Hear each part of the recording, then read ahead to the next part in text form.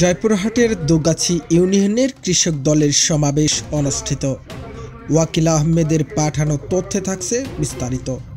বাংলাদেশ সংখ্যাগরিষ্ঠ কৃষক জনগোষ্ঠীকে সংগঠিত করার লক্ষ্যে সারা দেশে ৩ মাস ব্যাপী ইউনিয়ন পর্যায়ে কৃষক সমাবেশের অংশ হিসেবে জয়পুরহাট সদর উপজেলার দোগাছি ইউনিয়ন কৃষক দলের কৃষক সমাবেশ অনুষ্ঠিত হয়েছে।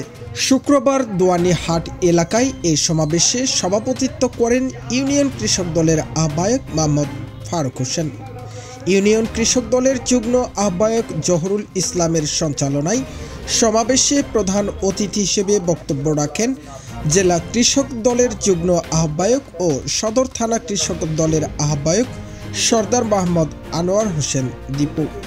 এ সময় অন্যান্যদের মাঝে বক্তব্য রাখেন দোগাছি ইউনিয়ন বিএনপির সভাপতি নজরুল ইসলাম, সাধারণ সম্পাদক শামসুজ্জোহা বকুল, কৃষক দলের যুগ্ম আহ্বায়ক শাহিদুল ইসলাম রতন, ইউনিয়ন কৃষক দলের যুগ্ম আহ্বায়ক আজাদুল ইসলাম, ভাতশা ইউনিয়ন কৃষক দলের আহ্বায়ক শহীদুল ইসলাম, ইউনিয়ন বিএনপির সাবেক সহসভাপতি আব্দুল মমিন সর্দার সহ স্থানীয় নেতৃবৃন্দ।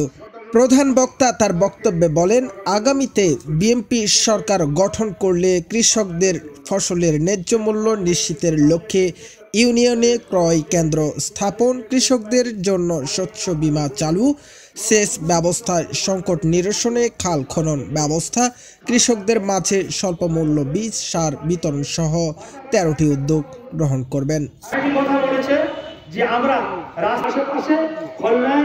এখানে পিফা গাছ লাগাবেন, শাকসবজি লাগাবেন, আমি ন্যায্য মূল্য পেতে গেলে আমাদের কি করতে হতে হবে আমাদের রব্বুল আলামিন আপনাকে আমাকে